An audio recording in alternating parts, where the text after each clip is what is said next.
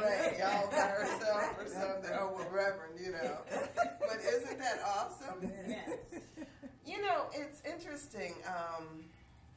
You know, God has like done a true work in each and every one of us, and a lot of times we don't know that. You know, a lot of times we kind of forget about that where we are, we're supposed to be. This is like our divine right space, and it's our divine right thing. So this morning I was kind of reflective about the last year. You know, we come off of 2016 on a high, and I don't know if you guys were thinking about where you were this time last year or not, but for me it's like, wow, you know, this has been an awesome year. So so I'm grateful for that. Smile at.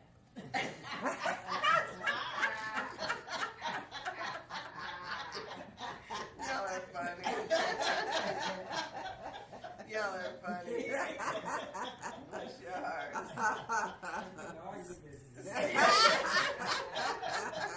I love it though. I love it.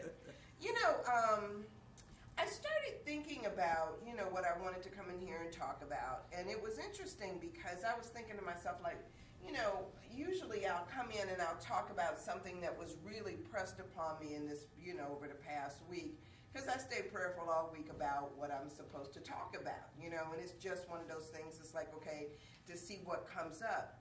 And so, you know, I was thinking to myself, this has not been like one of those weeks that I had a lot of inspiration. But then I thought about what I did just a few, well, I think it was maybe Monday or Tuesday. I don't know if you guys are like me. There are sometimes you hear stuff and you hear it, and sometimes you can hear it over and over again, and it doesn't necessarily resonate with you until all of a sudden it does. So I was listening to a program, I think on NPR, and I heard the person make this comment that Eleanor Roosevelt said that every day you should do something that truly scares you. And I thought about that, and I actually wrote it down on a sheet of paper, and I pinned it up on my corkboard so that I can remind myself every day to do something that truly frightens me. And I kept thinking about it all week, and I kept thinking every day, checking myself, did I do anything that scares me?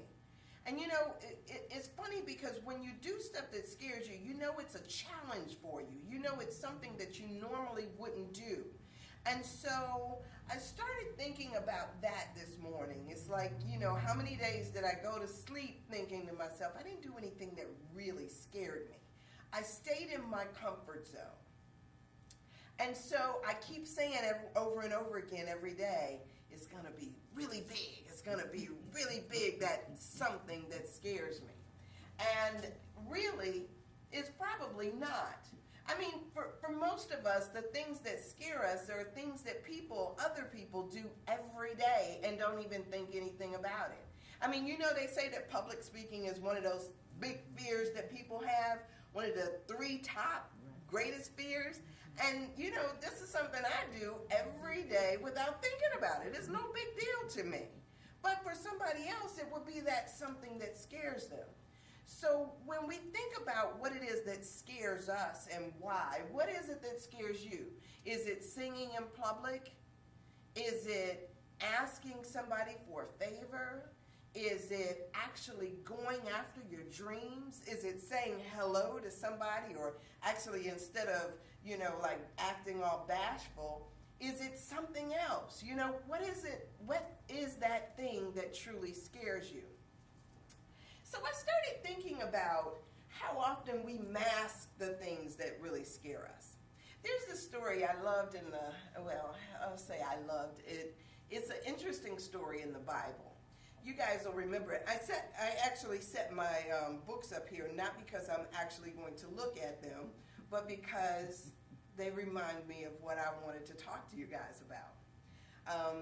There is this one book called I Come as a Brother, and it talked about us really coming in alignment with the things, our true power.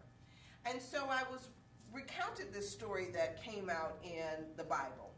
And the story was in John, and it was about the guy who was by the pool in Bethesda. You guys remember that story? it was interesting because the way that the story goes is that Jesus had gone into Jerusalem right about the time, right before the Sabbath or right on the Sabbath. And when he goes in, there's this pool, and it says that this pool, like there's, it's like in the center, and it has all these like ways that come into it, like 5 points that kind of come into where the pool is. And it said as they came into the crowd, he came in with his 12 disciples, and as he came in through the crowd, there were all these people that were gathered around the pool, because they said that at the pool, if the angel will come in and stir up the water, and then the first person that bathes in the pool, that person will be healed. And so Jesus and his disciples came in, and as he's pushing through the crowd, because most people apparently didn't know exactly who he was, he's pushing in through the crowd, and he comes along beside this man who it appeared had been there for a long time. And Jesus had a conversation with this man. And it appears that the man had been laying there by the pool for 38 years. And he said, the problem is that, every time the angel comes to stir up the water, I can't make it over there because I don't have anybody to help me get over there. I don't have anybody to help me into the pool, and so I've laid here for 38 years. And at some point, maybe he's figuring that he's going to get in the pool. Now, it's interesting because I thought, as we revisit that story, it's an interesting story. I mean, for 38 years, you laid by a pool. You know how long 38 years is? I mean, it was interesting because the way, when the Bible kind of, touches on the story, it said, 38 years, and I'm thinking to myself, how could this be? 38 years. I mean, we're here just talking about 1 year, from last Christmas to this Christmas. I mean, 2016. We got kids that are older than 38 years. You know what I'm saying? And so, I'm sitting there and I'm trying to wrap my mind around how anybody could actually be there for 38 years and not have been able to get to that pool. Like, even if you kind of roll your way, to get there, it seems like that's an awful long time. But now I started thinking about it in terms of maybe the idea of getting into the pool was a different kind of idea, a symbolic type of thing. I started thinking about what water means, and water is symbolic of the subconscious, and to go underwater is to delve deeply into your subconscious, and there's things that come up. And then I started thinking to myself, maybe it's because the angel only comes every so often, and how do we know when it's actually there? Maybe there's all of these factors. But then I started thinking about our fears and the things that we fear to do. And a lot of times we get so stuck in our fears that it does take us a while to first off recognize, wow, this is a fear that I have. And then second off, to move beyond that fear into action and to do what it takes. People languish 38 years in marriages that they've never been happy in, or on jobs that they would just not wish on their worst enemy. I mean, there are so many things that people have, they fear and they latch on to, and because the fear of not knowing what's on the other side seems so much greater, they get caught in what they fear and they don't move beyond to see what's possible. And so as I started thinking about it in terms of us going from this place into the next place, into what's possible, I started thinking to myself, now that sounds more like, that's something that's doable. Like, now I can understand that. I mean, I've got friends that'll tell you that they've been in abusive relationships for longer than that. I mean, and fear of leaving that particular thing they just don't have. And we see people who, at one point in their lives, seems like they're really on top of things and they can do things, but because they've been so beaten down by life, they can't figure out how to move beyond their previous limitations. I mean, how many times have we told ourselves that, I'll buy my house when this happens, or I'll go back to school when that happens, or, we'll actually follow our dreams when something else happens, and we get caught, and before we know it, all of these years have gone by, and we still haven't done the very thing that we wanted to do. I remember my mother used to say that she always wanted to travel. Oh, that was what she wanted to do. And she, it's interesting because my mother would have these little talks with me, and she would, while we were washing dishes, or I'm drying or something like that, she's drying, I'm washing, whatever the case may be. And she would say, Sandy, I always wanted to travel. And she says, and if you want to do that, if you want to do something with your life, do it before you get married. Do it before you have kids, because once you do that, you're caught. And so it was always her plan that once she retired, then she would start to travel. How many people do you meet like that? That they make a plan that once something happens, then they'll do what it is that they desire. I ran into a lady one time, and she's out there watering her grass, and me and my girlfriend are walking past, and she said, if there's something you want to do, you do it now. She told me the same story. She said, me and my husband, we saved up, we put all our money away, and we planned to travel once we retired. And she says, and then he went and died on me. And she turned the water back on as she was telling us, and she was like, if he wasn't already buried, I'd dig him up and kill him again. And she carries that anger with her because there was a plan. She felt like they had a plan. And so sometimes we can get caught up in living life and our plans go by the wayside. We don't do the very thing that it is that we desire to do because of all of these things that we put up. If this happens, then that happens. And a lot of times we don't recognize it, but it's our own fear disguised as sound reasoning. I mean, how many times do we think that we're doing what's smart and what's best? And really, if we really look at it and identify it, it's really our own fear that's telling us the reasons why we can't do it right now. I know for me, I can sit there and tell you a whole bunch of reasons why not to do something. Our friends will sit there and tell us, you can't do this because of such and such and such and such, or nobody's ever done that. It sounds like real reasoning, right? But really it's our fear talking to us and telling us, not right now. And so what happens is 38 years later, when we're barely able to do it, then we start sitting there thinking that ourselves and blaming other people. So when Jesus asked that man, he was like, do you want to be healed? The guy was saying, well, everybody always beats me to the water, and so that is not what I asked you. He asked him, he says, do you want to be healed? And finally the man got to his yes. He finally got to the place where he was like saying, yes, I want to be healed. And then Jesus told him, he says, well, then pick up your bed and walk. And so, the guy actually gets up and he picks up his bed and he starts to walk. And of course, everybody around him, not seeing what happened, everybody around him says, who do you think you are to get up? What are you doing? And how is it that you pick up your bed and you walk and it's the Sabbath day, And so, of course, there comes another barrier. You can't do it because they can't do it, and so they want to keep you from doing it. It's like that crabs in a barrel mentality. How often do we get stuck in that? And so it becomes this thing of, not just are you not willing to get up, but now all of a sudden all your friends are out there and they're telling you not to get up. They're telling you, and you can't do it on this day.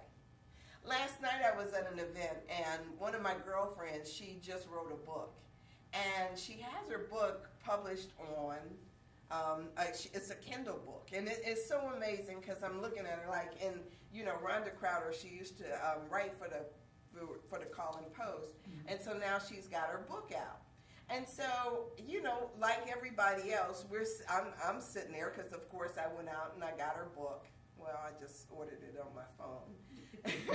Makes it real simple. No excuses, no reasons why you can't. I ordered the book on the phone and I started reading it. And so, of course, like everybody else, I'm sitting up there saying, well, how do you know this stuff? How did you know? How did you know? How did you know? And it's so interesting because for me it's a conversation and not just this idea that, you shouldn't have gone there and you shouldn't have done this, or you can't do this or you can't do that. A lot of times what we're looking for and what we need is we need one of those, what do they call those? A cheering section? A booster club? It makes us feel so much better when somebody is cheering us on. Well, it's amazing because what it's saying here is Jesus was saying, you know what, that couldn't possibly be the case that, God stirs up the water or the angel stirs up the water, only one person gets in. That couldn't possibly be the case because God is a God of all people. God reigns on the just as well as the unjust. He's not saving a blessing just for the first person in. He's blessing everybody that's out here. And he's saying to them that if you want to be healed, it's based on your faith, not on who makes it in first. And so in that, he was saying to him, if you desire this for yourself, not just for yourself, but everybody out here, once you have that desire and once you recognize that God is a God that is just about all of us, right? Not a God for some, not a God for only those who believe, but God is God, period.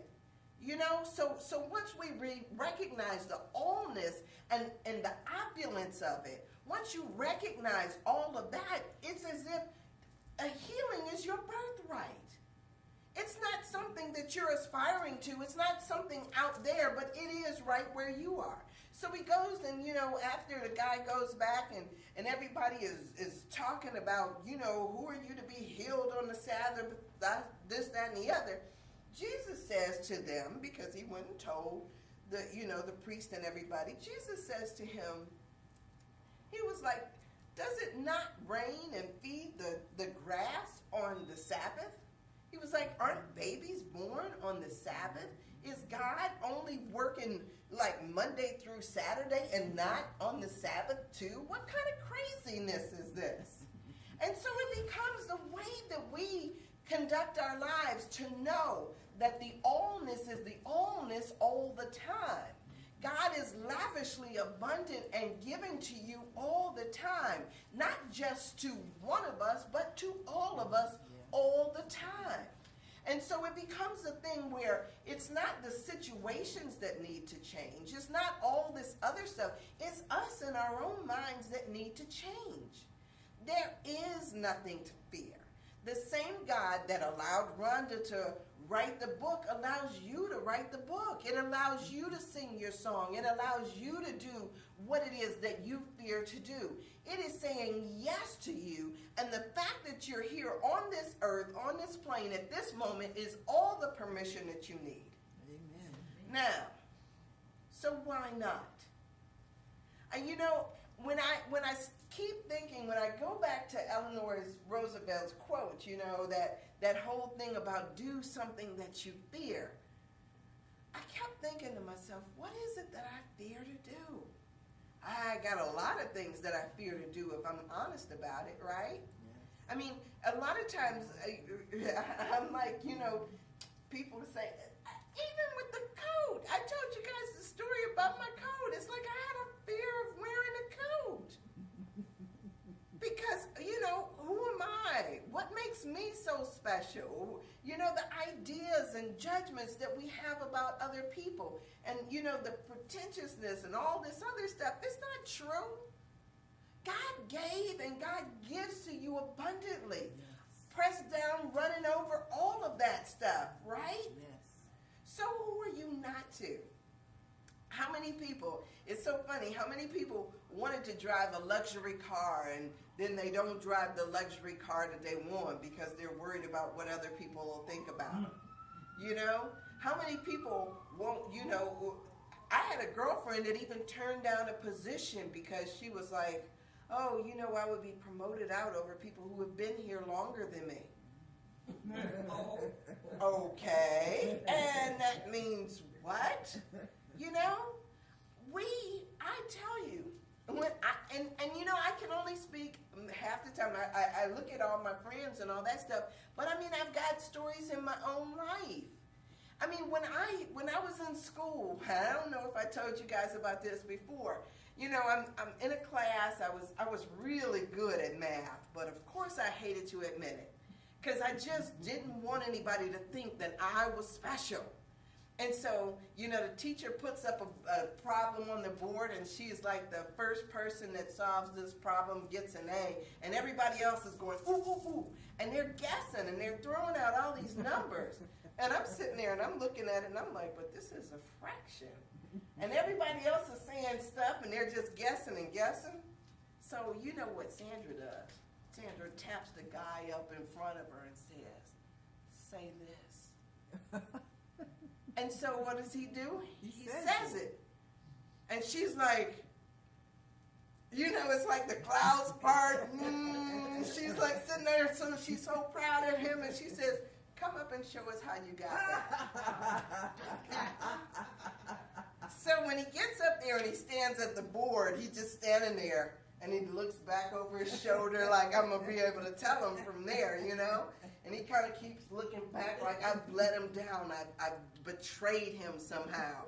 So when class is over, I don't know if I told you this, we were all filing out of class, and she's standing there at the door. And you know what she said to me as I walked by? She pinched me on the arm, and she says, you got 10 cents on the ball and don't have sense enough to use it. Ooh. And she let me go. And I walked around for years wondering what that meant. 10 cents on the ball and don't have sense enough to use it. How often is that us? How often is it me? And so the question becomes, do we have 10 cents on the ball and don't have sense enough to use it just because we're scared? Just because we're embarrassed? Just because we don't want to outshine somebody else? In Marianne Williamson's book, she says, you know, she says, the thing is she says, we throw away our own stuff because we don't want to outshine. She's like, nobody has to come and take your candy. Nobody has to come and take your money. Nobody has to come and do anything to us. We throw it away because, you know, we can't accept the gifts that we're given. You've got stuff that's given just to you. We all have stuff that's given just to us. It's our gift to bless the world with. And how often is it we just give it away because we just don't have it within us to stand up on that truth? Then we look at other people and we just wonder, like, and wonder how it is that they do it. You know, the Obamas of the world, or the Beyoncés of the world, or people who come and they just, you know, drop it. They just put down their talent or do whatever it is that they do without thinking about it, because that's who they are. And yet we languish so long by the pool because we think that somebody else was supposed to put us in it. We think that somebody else is supposed to shine the spotlight on us. The spotlight is not over there. The spotlight comes from within to without, right? And so once we know that truth for ourselves, it's our responsibility to turn it on and to let it shine, to let it flow. I love it as, you know, and sometimes it's the things we sit there and we think like, well, I don't know what it is. Well, ask yourself, what are you scared of?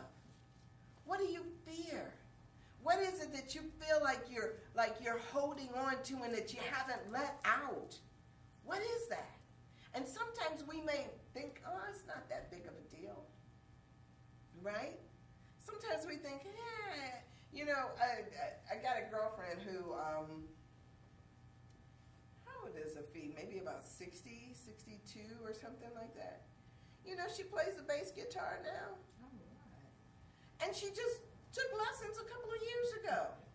Now she has cards that say, I play bass, right? And she hands them out to other people. And when a musician can't show up, she's there taking their place. I mean, now all of a sudden, she was a writer, she wrote for the Plain Dealer forever. Then she wrote a book, now she plays the bass. I mean, it's amazing the things that we can do when we get out of our own way. But so often, we make it about something else, somebody else, other things. But you know what? We would all, if we knew the capacity that was in us to be, to do, to have, to shine, and when we let our light shine, we give other people the permission to let their light shine, right? I mean, if we look at somebody else and says, well, if she can do it, then I can do it. That person isn't so different from me. I made, we go to this wine dinner on Tuesday nights. And every month, it's once a month, and every month we go to this wine dinner. And it's everybody, we've got all these different personalities. It's an eclectic group. I love the group.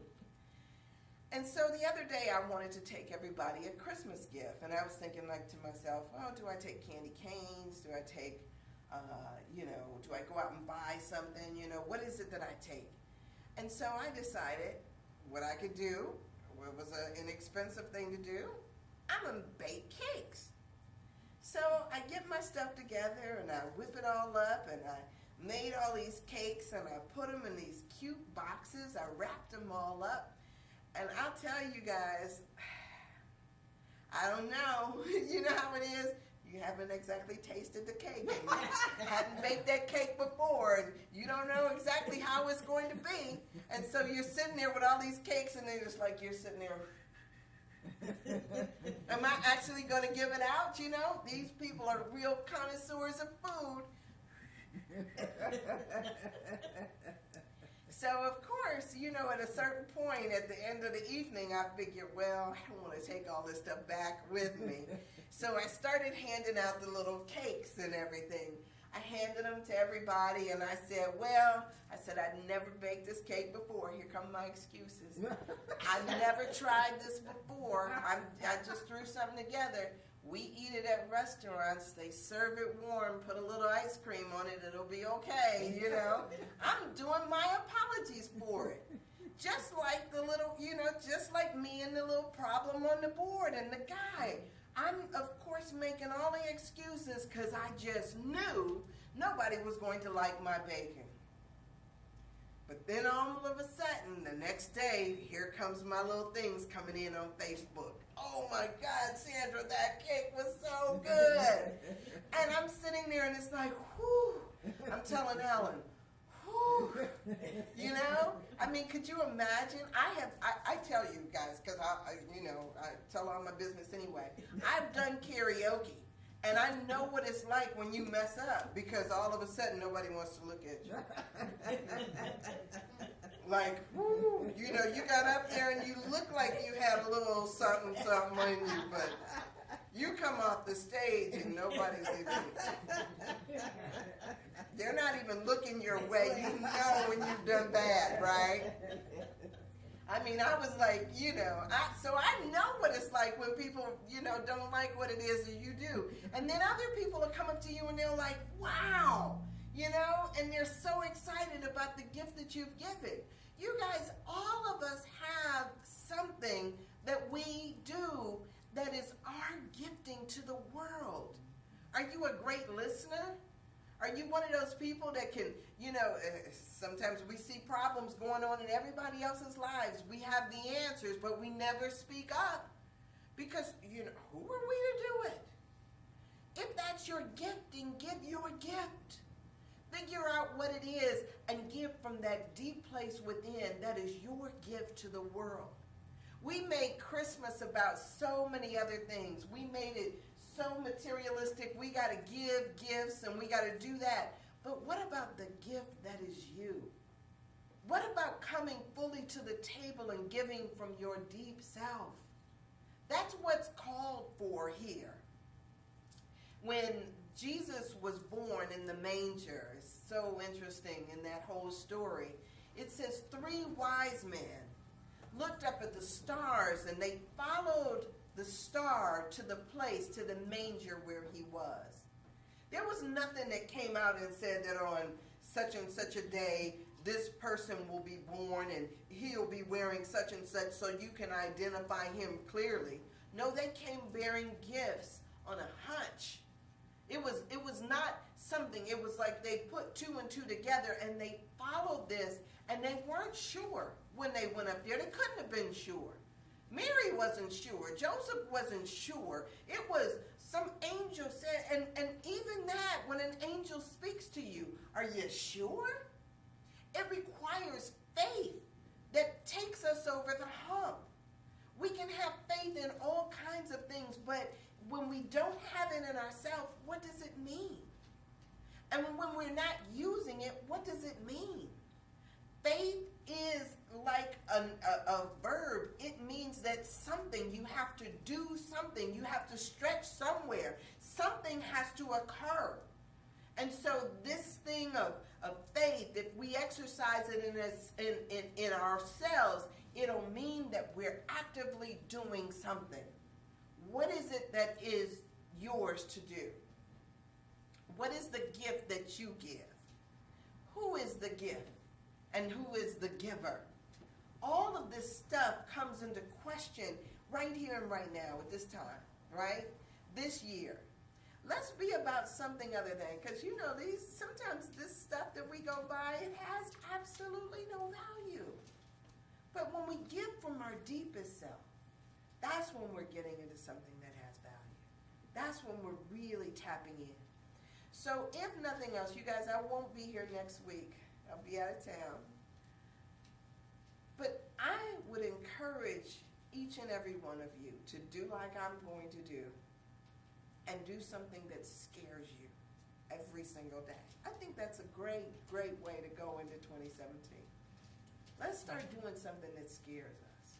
And then when we start to do something that scares us, instead of waiting 38 years to, for somebody else to come along and, and do something for us, if we do something that scares us every single day, maybe we'll get closer to who we're truly meant to be.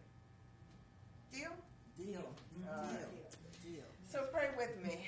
So, Mother, Father God, we give thanks for this day. We give thanks for this season. We give thanks for one another. We give thanks that our eyes are open to the truth of our being. That God, we are as you are. That it is within us to be, to do, to have, to be the gift, to be the light. And so God, as we step into this awareness, this unity with you, we just recognize that we can't go wrong. God, that everything that happens in order for our own good and our own growth. So God, I thank you that we are divinely guided and divinely led, and that we have the courage to do what it is that is for us to do. We give thanks, God, and we let it go, knowing that it can't return to us void. And so it is. And so it is. Amen, y'all. Amen.